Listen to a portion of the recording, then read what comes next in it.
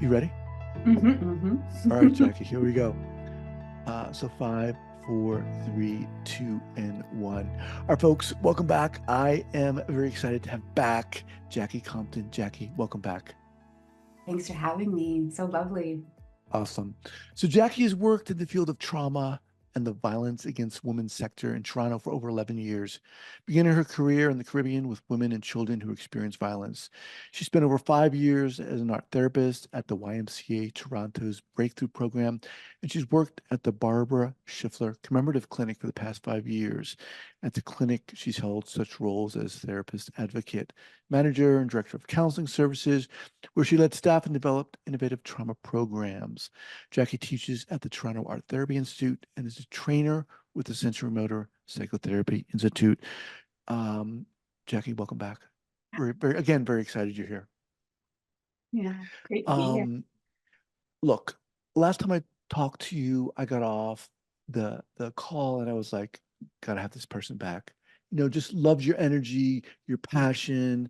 And even before we were doing the interview here, I asked you what you'd been working on, and you said you do a lot of work around who the therapist is, I love that. We're going to get into that, but before we do, remind our listeners where you're from originally and where you are currently.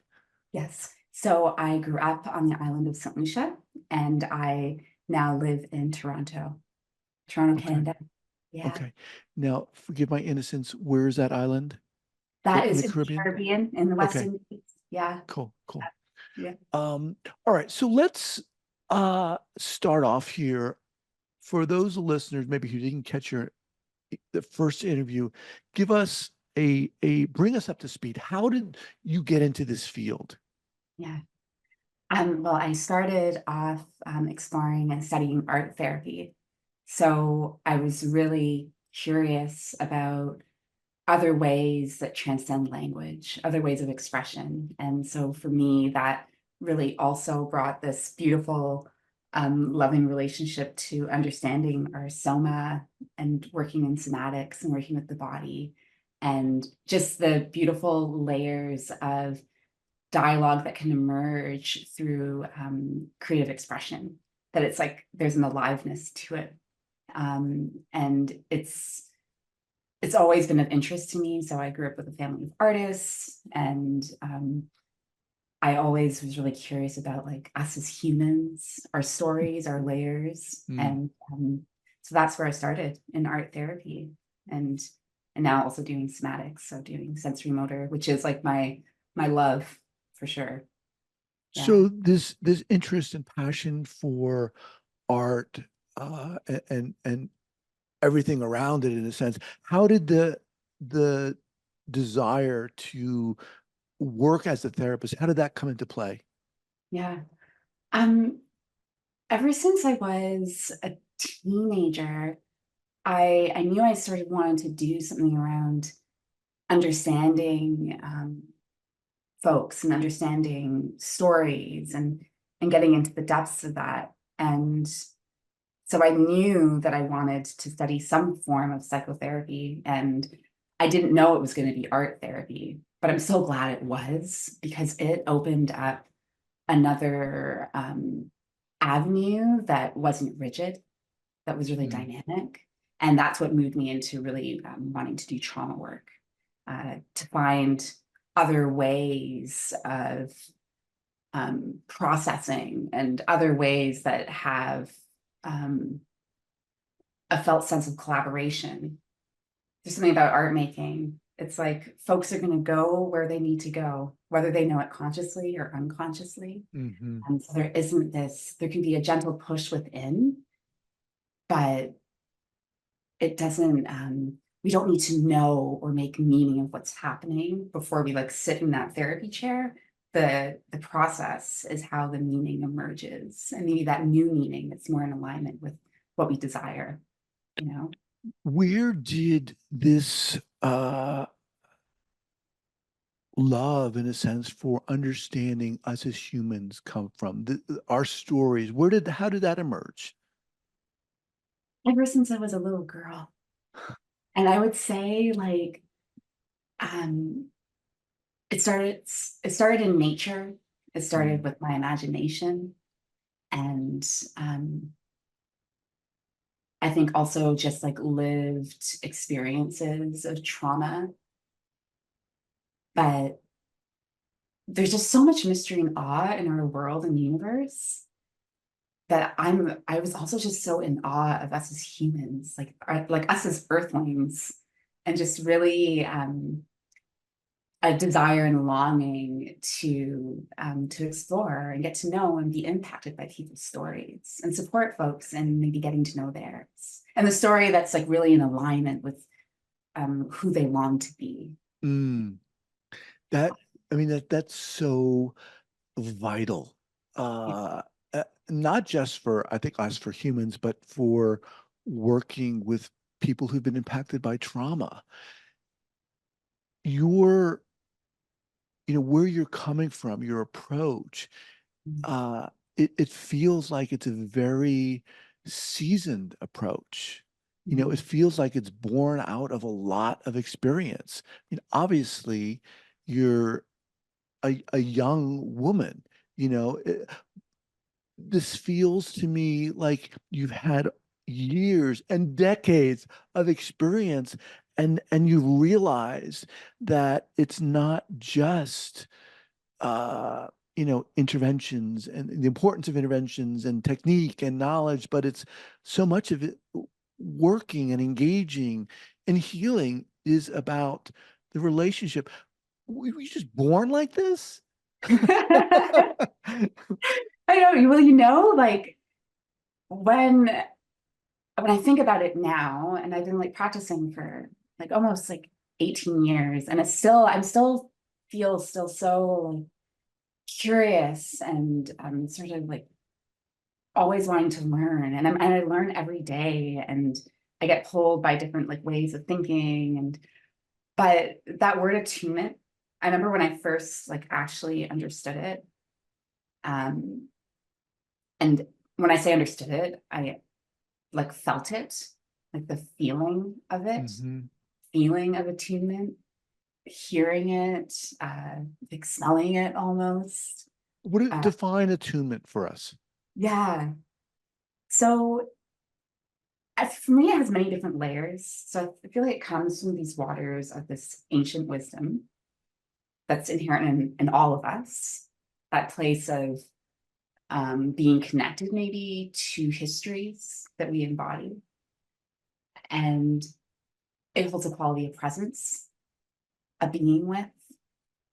And I think of it as music, that it has a harmony and it also knows how to harmonize. And so there's like a tuning in. So like attunement, when I think about it, it's like that tuning in is is a being with, like being with other. And attuned, like the connection is not just like, okay, I hear what the person's saying and I understand and I acknowledge, Hmm. yes, yes, cognitively, yes, but that it's a being with and it's a feeling and a trusting in allowing what is unfolding in the dynamic, in the moment, in the relationship, whatever that is, whether that's with nature or others, that there's this beautiful cultivation of relationship happening, that we're feeling each other, that we're with one another, and we don't know what's going to happen or unfold, but there's a trusting in it. And so that attunement for me, like, is another language too of feeling into the layers of what someone's saying, the layers of what their bodies are saying. And I think that was something that I was connected to at a really young age. Hmm. And now it's like, oh, right. It's something that maybe I didn't really question it because it was just my way of being. But now I'm like, oh, Hmm. there's this thing. So I Hmm. remember studying this thing. And I was like, what is that? But it's not going to make full sense because it transcends language. Hmm. So it's going to be an experience. Um, but that attunement is now for me connected to like I would say newer ways of practicing where the therapist can reveal and maybe show up in their authenticity, in their authentic self, that they are impacted, that they Yeah. are part of. And I think that's a part of attunement. I kind of think about like what would that be like to have therapists sitting in chair and client lying on couch and not having that that relation. Hmm. It's the antithesis of that. Yeah, Yeah. yeah. It's don't go near that. Don't hear that. When okay, so um when did you realize, or when did you say to yourself, I want to work with people who've experienced trauma? Because that's a heavy thing. Yes, it is. I mean, not. I mean, it is. There's no So, question about it. yeah. So when I was studying art therapy, we had a course with like, okay, so where do you want to do your placements? Where do you want to do your practicum, your internships? And I was like, okay, I think I want to work with um, women, maybe children. That was like my thought. I was like thinking like that. And and then I had an interview for actually I was a student at the Barbra Schlifer Clinic. That's where I did one of my practicums. So doing an art therapy group, a trauma group, and I was interviewed for it. The night before this interview, I went to a social action project opening, and it was those that identified as women share their story through ceramics, through clay. So it was a 12-week group, and they moved through this group very intensely to share their story and then to share it with the public. So they did these amazing, wondrous pieces. And opening night, they shared song, dance, maybe just presented, their artist statement, and it was incredible. And that evening, I'm standing in this um, gallery, and this woman comes up to start sharing a piece of her story and her journey of working with the clay. And it felt like a boulder was thrown right into my gut, like heavy. And then, like, I think my hearing went. I think my colleague's like, "Are you okay?" I'm like, "No, I think I'm gonna faint." He takes me outside, and I was like, "I can't do that work. There's no way.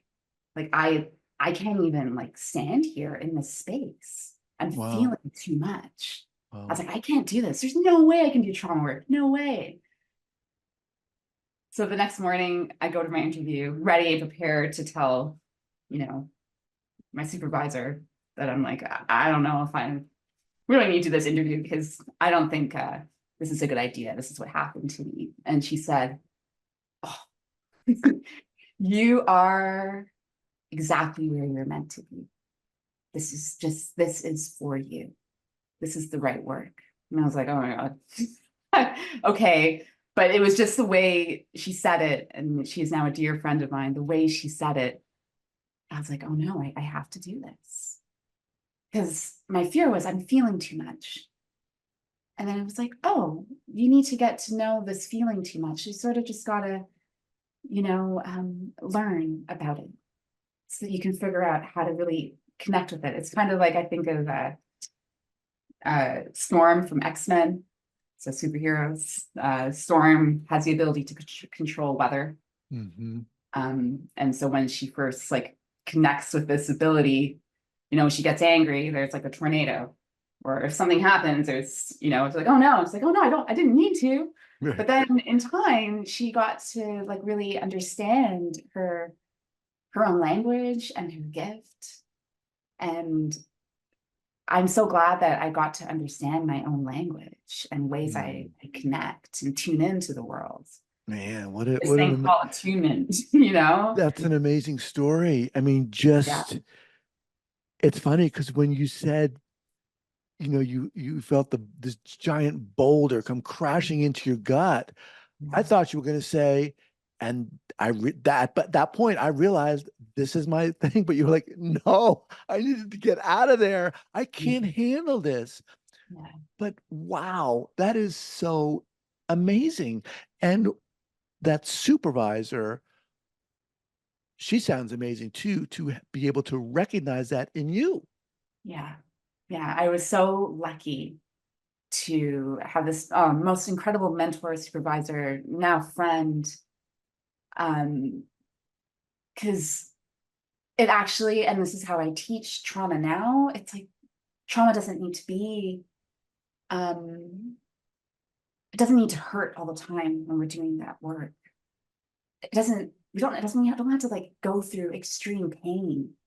You know, I think about a lot of my clients are like, okay, I'm ready, let's do this. There's like a bracing, and it's like, oof, you know, like I feel like that's such a prescribed understanding of trauma. And Mhm. yes, it is so hard, and it is um like out of this world, you know, experiences that people have that we have as humans. But also the work is, I don't even know, it's so deeply powerful and connects us to like our humanness, because we are all a part of that. We have all in some way experienced trauma, whether it's directly or collectively. Mm. It's a part of our humanness. Um, and so I always tell my students, like, I have such a joy um, of trauma work, because there's ways that it can be accessible and make sense and not feel overwhelming or re-traumatizing, you know, that it can actually be expansive and Well, be specific on that, because liberating. I think Yeah. our listeners, some our listeners may be thinking, "Come on, Jackie, maybe Yeah. for you, but not for Yeah. me." When you say be specific, what are some of those ways that it can be maybe more expansive or liberating? I think that's through avenues that go beyond language. I think it's through avenues that go beyond just our cognition or our emotions. It's like really leaning into the wholeness of our experiences and understanding and getting to know the profound magic of our bodies, like its abilities and ways we can give space for that to be processed. Um, the, you know, like our trauma response in our bodies, like that experience of being stuck in an arousal state is is so incredibly painful and overwhelming. And it's not something we can talk our way Mm. out of. You know, it's not something that we can talk our way out of that state. We can understand that, but it's getting to maybe through other experiences. Like, so I think about like art and movement and working with the body to allow um, actions that didn't get to happen to be completed, experiences that were missed to be met, where new information can unfold. Like the magic of our bodies is that it has such an impulse naturally to evolve and grow, expand. And when that gets truncated, Mhm. it's painful, because there's a knowing of like, wait a minute, there's something else that wants to happen here, but it's just not happening. And like that's often like, for me, in my experience, that's often like where the pain comes from, because it's like there's this thing that wants to happen, but it can't. And like, how am I going to make this thing happen? But we can't think of it because we have to let that, my favorite thing, like that organicity of things unfold and getting to know what our organicity is. And it kind of goes back to that experience that I had where I was like, I can't do this, like that intensity, because I was feeling too much. Mhm. And it's actually really scary to feel into our aliveness when it's been maybe protected for so long. Because then we're going to feel. Mhm. And feeling is intense, no matter what feeling it is. You know, I think in sessions with clients, it's like, you know, we get to that place where it's like an experience of joy. And it's like, oh, and then it's like, oh, this joy is overwhelming. It's like, yeah, that makes sense. So it's like, let's find, the volume that's sustainable and nourishing just for this moment, for now. It always think it has to be big, it's like Mhm. extreme joy or like, extreme calm. It's like, that's so like, can just be so decentering, but it's like, oh, like what it's nourishing today, for now, in this moment. And then in time, like, that can shift and change. Like some days, like you're like, yeah, you want a big breakfast, and other days you're like, just like, oh, just want this. And that's how Mhm. we are. It's like what's within our desired nourishment and capacity right here, right now, this moment, today, you know. Um, Let me yeah. remind everyone I'm speaking with Jacquie Compton. Um, her website is thegroundedheart.com. So, as we kind of wind down here, we have time, but as we kind of move into the latter part of this discussion, you said something earlier that I want to talk about, and you said um, you really value how we, meaning therapists, show up, and you work in that space a lot. Talk to us about that. What does that mean for you? Yeah. Oh, it's beginning to mean so much. And it's funny because it's rooted in an experience I had in doing my placement. So like there's always like, when you first start, it's like, oh, okay, yes, that makes sense. And so I'm having like a session with a client, and she says to me, can you just stop therapizing me? And can you just be a real human being? Okay. I was like, oh, okay. Oh, okay, be myself. And that was so profound for me. Can you Yeah. stop Wow. therapizing me? Hmm. Can you just be a human being? Can you just be you? It's amazing that that client said that. That's It was so awesome. incredible Yeah. because I was so scared to get it wrong, not do it right.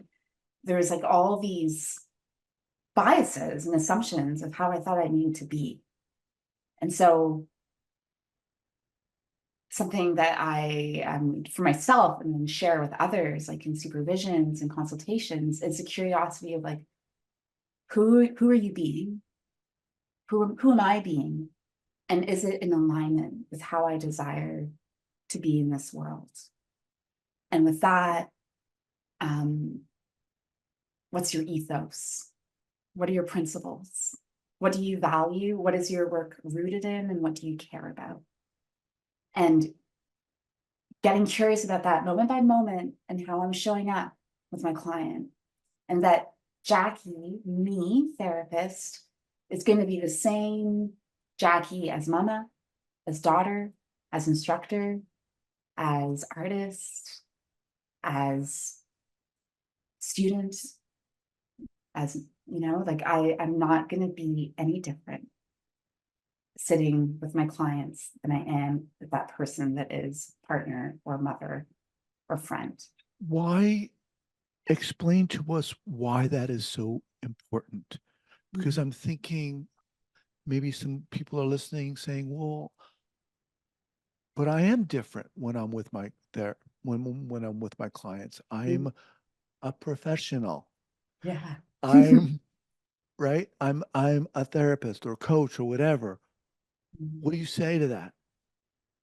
I say yes, but are you showing up in your authenticity?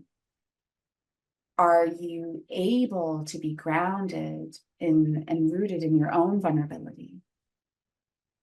Because when we experience those enactments or that transference that's inevitable in all relationships, but they really show up in that therapy space. So we're like tuned into that. It's going to require us to be vulnerable, um, to be open.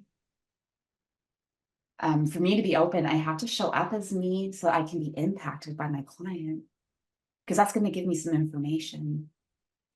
Now, do I share like details of my story when a client's sharing something and I'm like, oh, I know that story. Me too. Me too. Right. Me Right. too. You know, I'd be like, yeah, me too. Yeah. But I might say something like, yeah, as you speak right now, my heart really, um, my heart feels heavy with yours. What happens when you hear me say that? So it's not like I'm sharing, you know, the details of this heavy heart that's happening right here, right now as clients speaking, but it's like in relationship. It's like, yeah, what happens for you? You know, sometimes there's tears that roll down my face as client shares. And it's there, it's explicit. Hmm. And I share, you know, um, as you speak, I am moved to tears. What's that like for you to notice right here, right now? You're really here with me. Yeah, yeah, Wow. So this subject is it for me. yeah, This is it. yeah, It's for many reasons, and we could do a whole other episode on this. But do you offer uh, sup- uh, supervision for other therapists? yeah. Consultation rather for other therapists? Yeah, You do. consultations. Yeah, we That's do groups, we do individual. Groups are fun because we get right in there through like working with our bodies and working through creative expression to right. get curious about that. Like, who am I being?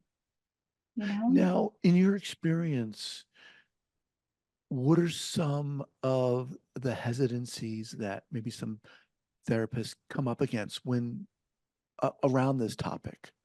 Because I know for me, when I first started out and I was on the track to becoming a therapist, I was like, you have this degree and you have all this knowledge. And what do you mean you want me to be a human? Yes, I'm a human being, but I'm a therapist, and you have to act this way. And Yes. what do you experience? What do you see or notice that some therapists have when they come up against this Yeah. topic? Yeah. Um, relief sometimes because Mm, I guess like to speak about like when I say ethos too, it's like it's really rooted for me in social justice work and in decolonizing therapy. So often there's like a relief because all of a sudden there's like all this information that we can get curious about that's maybe we're experiencing through our bodies. You know, it's like, yeah, I have this client and they're, you know, they're so angry, they're so resistant. And I always get curious. It's like, okay, so you experience the client as angry and you're experiencing for yourself this sense of resistance.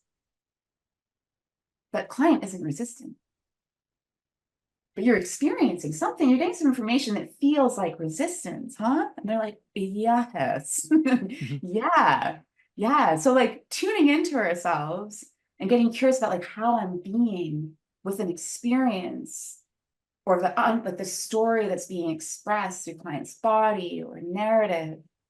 It's like, oh, yeah, as a client's sharing, it's like I've had the same experience as theirs, so I don't know what to do with it. It's like, oh, like all of a sudden we get some information about this resistance rather than like client resistant, you know, because we're a part of this mhm, dynamic.